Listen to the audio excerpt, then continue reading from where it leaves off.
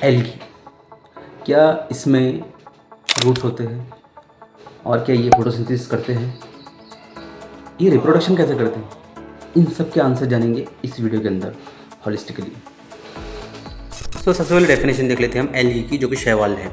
Algae simple thalloid mostly aquatic photosynthesis organism होते हैं। ठीक है, इसके अंदर क्या नहीं होता है, तो ट्रू रूट और स्टेम पर लीफ नहीं होते, लेकिन ये फोटोसिंथेसिस करते हैं। ठीक है, और एक्वाटिक होते हैं मोस्टली।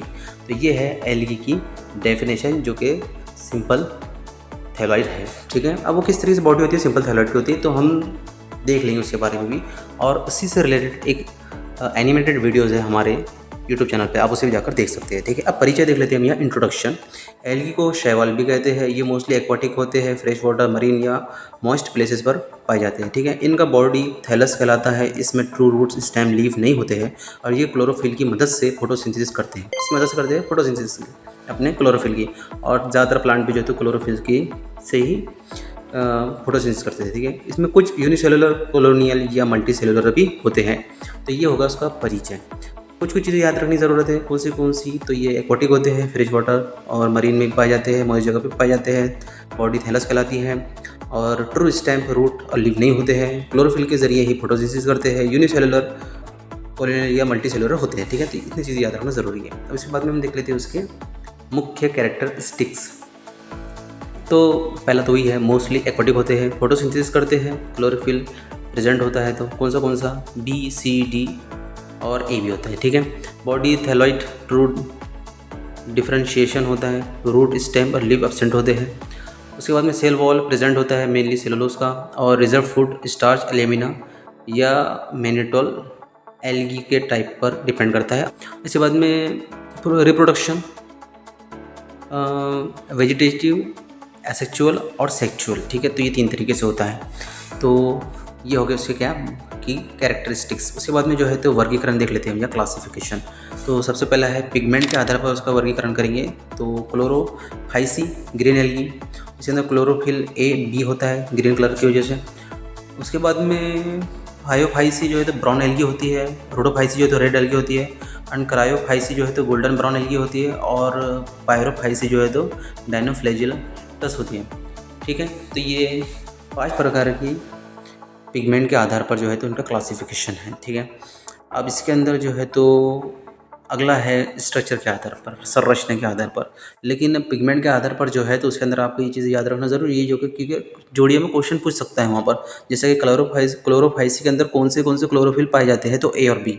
ठीक है, फायोफाइसी के अंदर कौन से क्लोरोफिल पाए जाते हैं, तो ए सी प्लस सी के साथ में जो है तो फ्यूकोसेंथिन भी होता है। ठीक है, उसके बाद में जो है तो रोडोफाइसी के अंदर ए और डी प्लस ये वाला होता है। इसके बाद में जो है तो क्रायोफाइसी के अंदर ए और सी के साथ में जो है तो वही होता है जो कि हमने दूसरे वाले में देखे, फायोफाइसी के अंदर देखे क्या, फ्यूकोसेंथिन। ठीक है, उसके बाद में पायरोफाइसी के अंदर जो है तो क्लोरोफिल ए होता है और सी के साथ में पेरिडिनिन होता है। ठीक है, तो ये संरचना के आधार पर देख लेते हैं हम कौन से क्लासिफाइड किया गया है।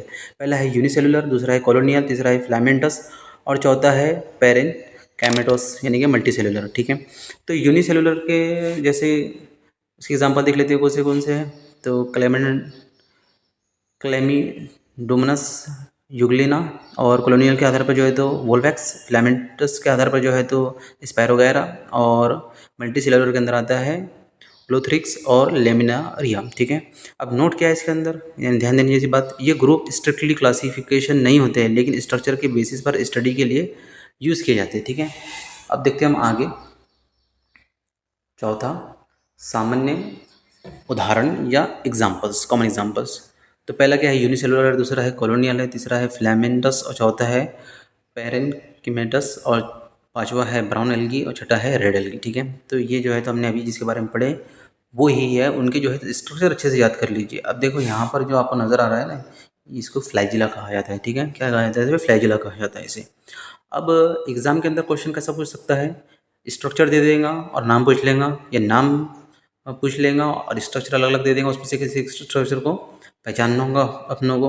उसके बाद में जो सेल वॉल के बारे में पूछ सकता है, अंदर की और बाहर की क्या क्या कहते हैं वो देखेंगे हम आगे। ठीक है, आगे जाते जाते हैं हम उसके स्ट्रक्चर के अंदर देखेंगे। मैंने आपको जो बताया अभी, तो सेल वॉल सेलुलोज का बना होता है। उसके बाद में जो साइटोप्लाज्म में एक या अधिक क्लोरोप्लास्ट होते हैं। उसके बाद में न्यूक्लियस वेल डिफाइन होता है और पैरानोइड स्टार्क फॉर्मेशन में हेल्प करता है। कुछ एल्गी में फ्लैजेला मूवमेंट के लिए होता है। फ्लैजेला वही जो हमने देखे अभी, तो ये जो दिख रहे हैं ना एंटीना से, वही फ्लैजेला है, ये मूवमेंट के लिए काम आता है, ठीक है। उसके बाद में जो है तो प्रजनन प्रजनन 3 तरीके से होते हैं, या रिप्रोडक्शन 3 तरीके से होता है। पहला है वेजिटेटिव रिप्रोडक्शन, दूसरा है असेक्चुअल रिप्रोडक्शन, तीसरा है सेक्चुअल रिप्रोडक्शन, ठीक है। अब वेजिटेटिव रिप्रोडक्शन के अंदर फ्रेगमेंटेशन, सेल डिवीजन, हार्मोन हार्मोगोनिया, ये सब होता है, ठीक है। असेक्चुअल रिप्रोडक्शन के अंदर जूस्पोर्स, फ्लैजेलेटेड स्पोर्स और एप्लोनोस्पोर्स, नॉन मोटाइल स्पोर्स होते हैं, और उसके बाद में ऑटोस्पोर्स फॉर्मेशन होता है, ठीक है। तो ये इस तरीके से असेक्चुअल रिप्रोडक्शन होता है। सेक्चुअल रिप्रोडक्शन के अंदर जो है तो आइजोगेमी, दोनों गैमेट्स सेम। उसके बाद में एनिसोगेमी, साइज में डिफरेंस, ओगेमी। उसके बाद में large non motile egg plus small motile sperm. उसके बाद में life cycle haplodiplontic alternation of generation होता है, ठीक है। तो ये इस तरीके से रिप्रोडक्शन होता है।